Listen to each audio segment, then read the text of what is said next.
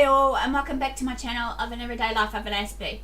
If you're new, I'm Aspie. I'm all about creating mental health and awareness and sharing my life stories with autism and mental health, along with tips and advice, as well as taking you all on a journey what life is like with me as an autistic, as well as also educating and advocating to you all about autism and mental health, as well as also just another host and variety of topics that comes in between this, along with also just some fun and games and many others in between.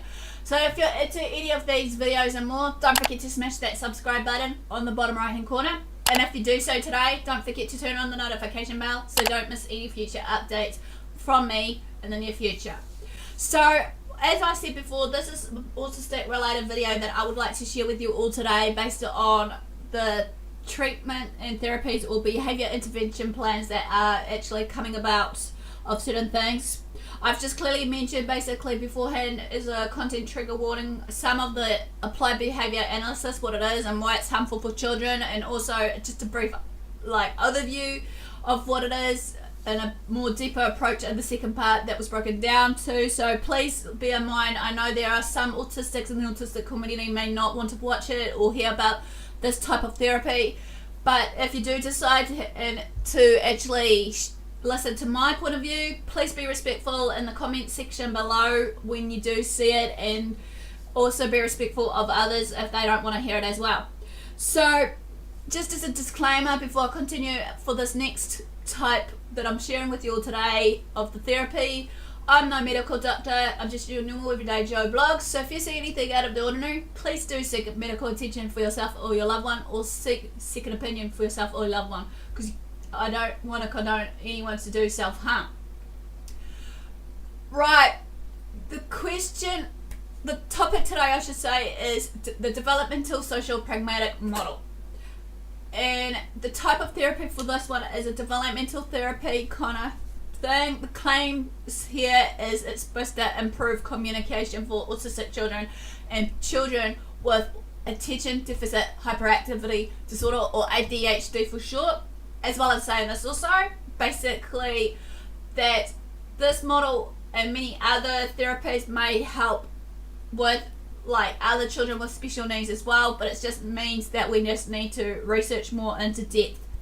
So the rating for this, some research has shown positive effects on this type of therapy, but there has to be more research that is needed, obviously, for this to happen.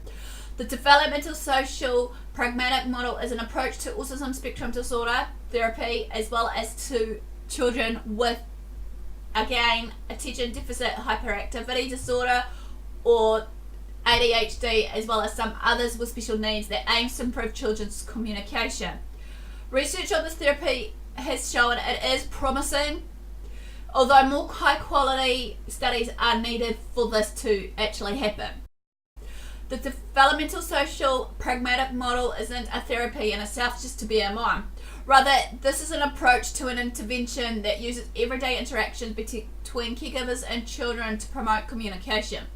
Parents and caregivers are obviously in charge of hopefully, teaching and leading the way for our life and whatnot, to follow their children's leads or interests and respond to children's communication attempts. The model uses techniques from Applied Behaviour Analysis, including incidental teaching. Other interventions that use a developmental social pragmatic approach includes more than words, DAR, and Floortime. As I said before, it's used with children with autism spectrum disorder, as well as children with attention deficit hyperactivity disorder, or just any children that requires it with their special needs. It's recommended for children who already have some basic communication skills to use this sort of model, though, however, there are specific age limits that might apply depending on the type of developmental social pragmatic intervention that is being used. Well, basically, as I said, this is a developmental social pragmatic model that is used to help children with autism spectrum disorder, with attention deficit hyperactive disorder, or just children with special needs, to start the communication process and engage communication without being prompted at all by parents, teachers, whoever. This model also aims to improve social interactions like turn taking. The developmental social pragmatic model comes from research on communication development in typical children.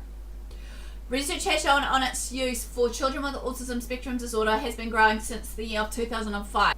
The developmental social pragmatic model is based on developmental theory and research on interactions between the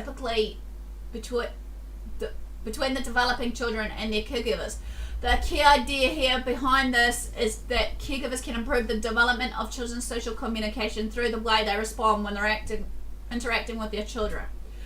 Developmental social pragmatic interventions don't focus so much on the type of communication, that is, it's not about turning non-verbal communication into verbal communication. Rather, a developmental social pragmatic approach looks at the purpose of communication.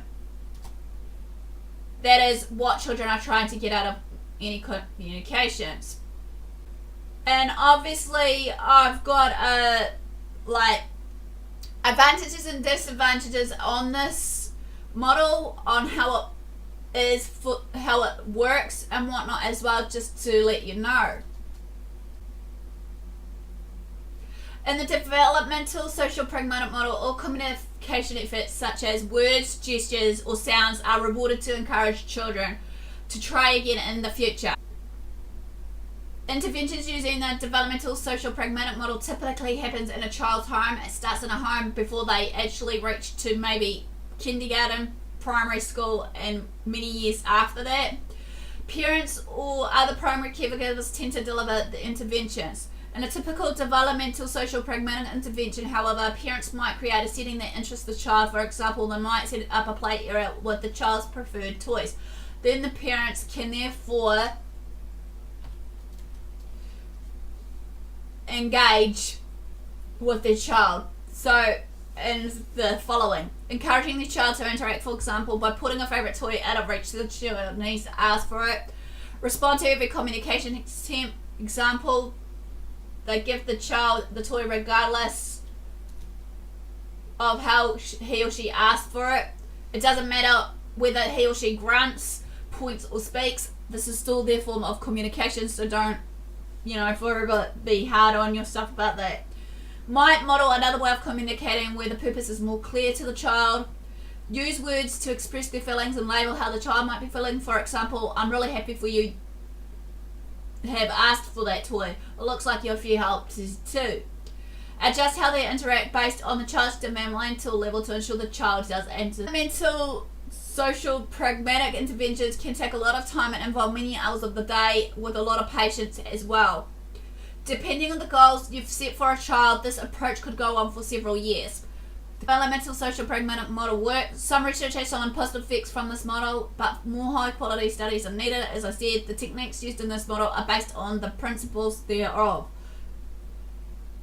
Who practices the developmental social pragmatic model? The professionals involved in this as well will vary depending on the interventions being used. It can be, again, yourself as a parent or caregiver versus the teachers versus therapists versus psychologists, psychiatrists, and what have you, that you may have as part of your medical team versus your educational team. Parent education, training, support and involvement. If your child is using a developmental social pragmatic intervention, you usually play an active role because these interventions typically, as I said, happen in the home before it happens in the school. Training and other supports might be available depending on the intervention.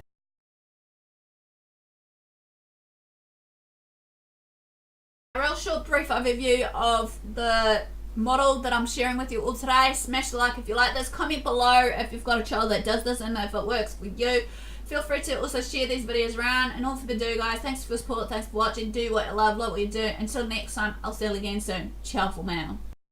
Saying this, don't forget that I have got a merch store that I'm trying to hopefully add a bit more style designs in the next 2 months or so. It is that they're using as a form of the platform on YouTube, Twitch, or wherever else they may likely to fly about. Basically, the Patreon account. For those of you who are new today, Patreon is like a subsidy account for us creators, be it music creators, content creators that are doing mental health award form. A bit about giving back to you guys when you do support, so feel to donate to me, big or small, no pressure basically, but it'd be much appreciated if you did. But hey, this will cover my cost of my rent, the travel when I do some more traveling with Aspie series, or just traveling in general, as well as maybe better recording equipment, so to speak, with the camera setup and whatnot, so that I'm not solely relying on my phone, and many other parts that were thing. And in saying this, with the Patreon account, basically you'll see that I've been trying to do some benefits and tiers for you to give back to you as a thank you for,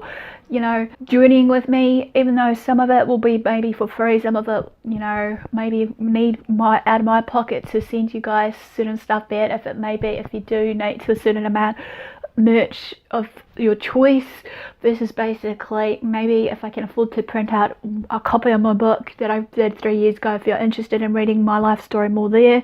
And I'm saying this also just to let you guys know down that I've got some projects in the works that I'm still hoping that if anyone wants to participate for project number 1 of the Journey Through the Mind series, that you may have seen Lydia, who was the first participant from Life with Lydia, basically sharing her life story. So I'm hoping to do short blurts of documentary style stories basically based on this. And in saying this, basically, if you want to be on the bandwagon in any way for that, feel free to comment below. As well as saying this, the second project of it was supposed to be an icebreaker for you guys, just to answer a series of questions. And if you do decide to come back for the second part of that Journey Through the Mind series to be a more depth storyline, please feel free, because I'm hoping later today, if all goes to plan, and I'm hoping to maybe get someone on the side to maybe animate them or what have you. And I'm saying this also, if you've seen some of my other videos, be it through my, you know, poetry, my baking with Aspie and everything else, please let me know what you would see more of, because at this point of time it's all about giving back to you guys regardless. But I know I should be focusing solely on mental health and awareness and acceptance and inclusion as an advocate, but I would like to try and bring in some mixture of things so I don't, you know, bore you guys, so that you can just, instead of getting to know me, maybe getting to know others that were interested in coming into play. And then there's also just a heads up, basically I was hoping in the works later today to do a second part of my book that I did based on my life of an Aspie, looking through the life of Asperger's syndrome or something along those. I'll link the link in the description below based on that as well, so that if any one of you that are maybe autistic and are from the autistic community groups and you're interested in participating, let me know, so that maybe we can get the ball rolling and get the short stories done and up as well as a third part of my book series, because I'm still thinking that there are certain topics I may have not touched base on from the first part of my book of the Journey Through Life with Asperger's syndrome of mine. And to wrap it up, basically I have some other funding pages, like basically GoFunding or some other funding page that I've got, that if you're interested in maybe doing it through there instead of through basically Patreon. But as you know, Patreon and this other one, you have the option of PayPal and just insert bank account details and whatnot. I'm also saying this also, I'm trying to get my blog up to date so I can create it as a website hopefully as of before next year, because that's my main goal. I'm still looking for someone who is willing to actually maybe help me design it from WordPress to actually put this web address in and stuff and tidy it up, so that we can actually put other bits and pieces in that you may want to see on there, so to speak, if you've seen it, sort of thing. You know, hopefully you're enjoying some of the read-ups of what I write, even though it's similar to what I share with you guys of certain videos I may have put out, sort of thing. So it's easier for you guys when you come onto my WordPress site, that if you're a visual person as like a reader person, some of it is similar, but it should hopefully have some bits and pieces. And also in saying this, I'm at this point of time been away for a few times too, because of the subtitling I'm doing. I hopefully you enjoyed this video, and do what you love what you do. Until next time, I'll see you again soon. Ciao for now.